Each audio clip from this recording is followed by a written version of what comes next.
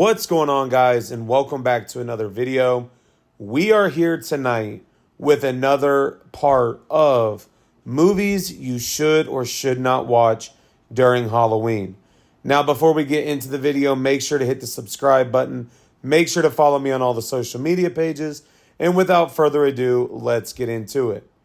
Tonight, we are talking about Smile.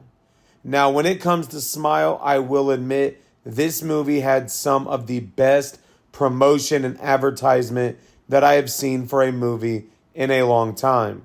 Now, if you remember when the first one came out, the one we are talking about, you would see it at sporting events, WWE events, random award places, and you would just see people sitting in the stands or in the audience smiling ridiculously.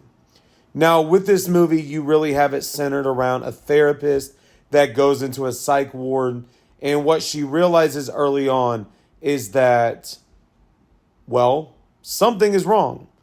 Part of that is the first patient she works with is kind of scared, ultimately commits suicide, but before she commits suicide, she just sits there and smiles. As she continues her time there, you will see her meet other patients that do the same and ultimately rely on an ex-boyfriend to kind of help her understand what is going on.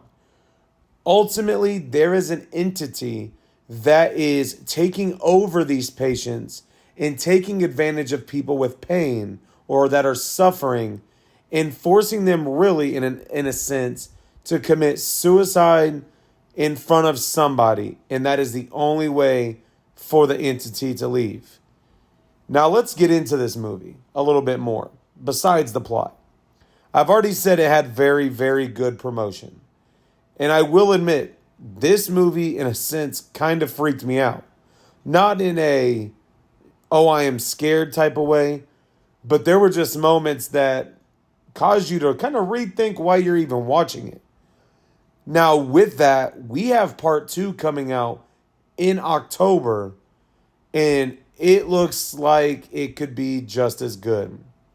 Now, I remember seeing Smile for the first time. I didn't see it in theaters. I saw it on a streaming service. And watching it, I felt a little weird at times during the movie because you're really seeing this entity, but I also kind of get freaked out when people stare. And when you add in the smile aspect of it, that just made it a little bit worse for me in a sense. But now, when we talk about was this movie good or bad, I think it's really good.